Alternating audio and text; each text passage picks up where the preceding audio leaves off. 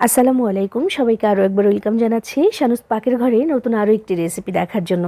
আজকে আমি তৈরি করে দেখাবো খুবই স্পেশাল একটা পেঁয়াজুর রেসিপি। স্পেশাল কেন বললাম, তার কারণ হচ্ছে গরুর মাংস দিয়ে বানাবো আজকের এই পেঁয়াজুটা। গরুর মাংস আর মুসুর ডাল দিয়ে আজকে এটা তৈরি করব। এত মজার হয় এটা, আসলে আমি বলে বোঝাতে পারবো না, বানিয়ে খেলেই বুঝতে পারবেন। তো সেজন্যই আজকের এই রেসিপি। আর যদি ঘরে মাত্র 3 থেকে 4 টুকরা মাংস থাকে, সেটা দিয়ে কিন্তু আপনি তৈরি করে নিতে পারবেন মজার এই পেঁয়াজুটা। তো চলুন এটা কীভাবে বানিয়েছি দেখে নেওয়া যাক। আর আপনি আমার ভিডিওতে একটা লাইক করে চ্যানেলটি সাবস্ক্রাইব করে পাশেই থাকবেন আশা করছি। বিসমিল্লাহির রহমানির রহিম। আমি এখানে 4 টুকরা গরুর মাংস নিয়েছি, এটা দিয়ে হয়ে যাবে 1 কাপ ডালের সাথে। 1 কাপ ডাল ব্যবহার করব, সেটার সাথে কিন্তু যথেষ্ট, কারণ এই মাংসটাকে সেদ্ধ করে ছাড়িয়ে নিতে হবে এবং ছাড়ালে কিন্তু বেশ অনেকটাই হয়ে যায় রেশিটা। তো সেজন্য আমি এইটুকুই নিয়েছি। তো এগুলোকে কেটে ধুয়ে পরিষ্কার করে রেখেছি। আর এর সাথে নিয়েছি আমি 1 কাপ পরিমাণে মুসুর ডাল। অন্য যে কোনো ডাল দিয়ে আপনি এটা করতে পারবেন, আমি করে দেখাবো আজকে মুসুর ডাল দিয়ে।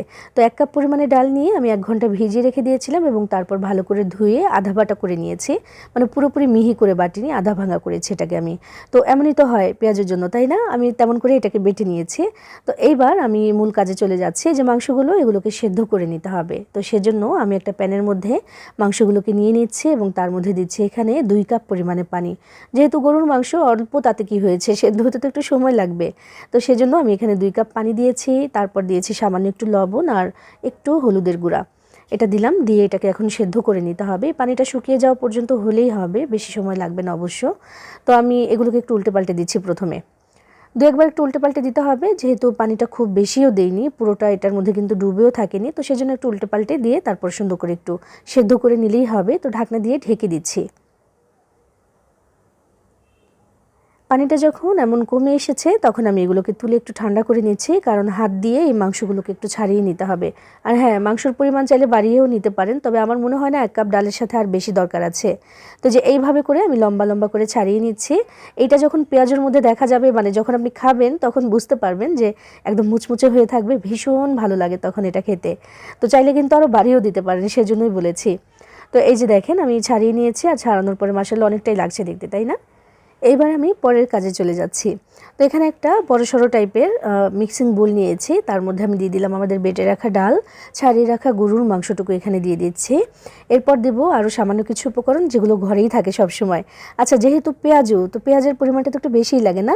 আমি 1 কাপের একটু বেশি দিয়েছি পেঁয়াজ, একদম কুচি করে রেখেছিলাম। 7 থেকে 8টির মতো কাঁচামরিচ কুচি দিয়েছি, ধনিয়া পাতা কুচি দিয়েছি, চাইলে একটু পুদিনা পাতাও দিয়ে দিতে পারেন, তো আমার কাছে ছিল না তাই দিতে পারিনি।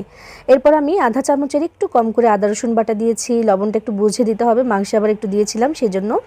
আর এরপরে 1 চা চামচ করে আমি ধনিয়া আর জিরার গুঁড়া দিয়ে দিলাম। হলুদের গুঁড়া দিয়েছি আধা চা চামচ পরিমাণে, আর 1.5 চা চামচ দিয়ে দিয়েছি এখানে শুকনো মরিচের গুঁড়া। এরপর দিচ্ছি এখানে আধা চা চামচ পরিমাণে চিনি। এই চিনিটা কিন্তু একটু দেওয়ার চেষ্টা করবেন, দিলে টেস্ট খুব ভালো আসে। আর নর্মালি পেঁয়াজও বানালেও কিন্তু একটু চিনি দিতে হয়, তাতে করে খুব ভালো লাগে খেতে। এবার সব কিছু একসাথে খুব ভালোভাবে কচলে আমি মাখিয়ে নিচ্ছি। এই কাজটা হাতের থেকে ভালো আর কোনোভাবেই হবে না আশা করছি। তো এই জন্য হাত দিয়ে ভালো করে আমি মাখিয়ে নিচ্ছি। আর মাখানোর এক পর্যায়ে আমি এখানে 1 টেবিল চামচ পরিমাণে দিয়ে দিলাম কর্নফ্লাওয়ার। কর্নফ্লাওয়ারটা দিলে যেমন মুচমুচে ভাবটাও বাড়ে, তেমন কিন্তু তেলের মধ্যে দিলে ভেঙে চুরে যাওয়ারও সম্ভাবনা থাকে না। তো সেজন্য বাইন্ডিংয়ের জন্য হলেও একটু দিতে পারেন। আর যদি কর্নফ্লাওয়ার না থাকে, তাহলে একটু ময়দা দিয়ে দিতে পারেন, খুব বেশি না, তাতে করে কিন্তু আবার একটু মোটা টাইপের হয়ে যাবে, খেতে ভালো লাগবে না। তো আমি ভালো করে সব কিছু একসাথে মাখিয়ে নিচ্ছি বা মিশিয়ে নিচ্ছি। তো দেখতে হবে যে ভালোভাবে মানে একটা শেপ দেওয়া যাচ্ছে কি না। দেখেন, একটু ঝুরঝুরা টাইপেরই কিন্তু হবে এটা।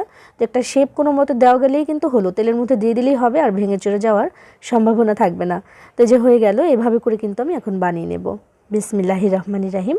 আর এটা ভাজার জন্য আমি অনেক বেশি তেল দেবো না, দেখেন তেলের পরিমাণটা একটু দেখে নিতে পারেন আমি কতটুকু দিয়েছি। মানে অর্ধেকটা ডুবে থাকলেই হলো পেঁয়াজগুলো। তো এবার আমি এক এক করে পেঁয়াজগুলো এখানে দিয়ে দিচ্ছি। একসাথে অনেকগুলো না দিয়ে একটু জায়গা প্রথমে খালি রাখছি। যখন একটা পাশ হয়ে যাবে, তখন উল্টে দেওয়ার সময় কিন্তু একটু জায়গা খালি হবে, তখন আবার কয়েকটা দিয়ে দেওয়া যাবে। চুলার আঁচটাকে একদম মিডিয়ামে রেখে তারপর ধীরে ধীরে ভেজে নিচ্ছে। আর হ্যাঁ, মিডিয়ামে না রাখলে কিন্তু দেখা যাবে কালার ঠিকই এসে যাবে, ভেতর থেকে কিন্তু ডাল কাঁচা থেকে যাবে। ডালটা যেহেতু একেবারেই কাঁচা, তো সেদিকে একটু খেয়াল রাখতে হবে। তো এই জন্যই মিডিয়ামে রেখে আমি ধীরে ধীরে ভাজবো। একটা পাশ যখন এমন একটু সুন্দর কালার এসে গেছে আর একটু শক্তপোক্ত হয়েছে, তখন আমি উল্টে দিচ্ছি এগুলোকে। এই সময় উল্টালে কিন্তু আর ভেঙে যাওয়ার সম্ভাবনা থাকে না। তো উল্টে আমি একটা পাশে করে দিচ্ছি সবগুলোকে। আর ওই যে একটা পাশ খালি হলো, এখানে আরও কয়েকটি দিয়ে দেওয়া যাবে। কোনোভাবেই কিন্তু চুলাটা বাড়িয়ে দেওয়া যাবে না, এতে করে কিন্তু পুড়ে যাবে অথবা কালার এসে যাবে, ভেতরে কাঁচা থেকে যাবে। এটা একটু মাথায় রাখবেন। ডালটা পুরোপুরি কিন্তু কাঁচা। উল্টে পাল্টে সুন্দর একটা কালার এসে যাওয়া পর্যন্ত ভেজে তুলে নিলেই হবে। আর দেখলেন তো আমি একেবারে ঘরোয়া কিছু উপকরণ বা মশলা এখানে ব্যবহার করেছি, মানে অনেক কিছুর দরকার নেই এখানে। আজকে আমি যে উপকরণগুলো বা মশলাগুলো ব্যবহার করেছি সেগুলো প্রায় সবার বাড়িতেই সবসময় থাকে।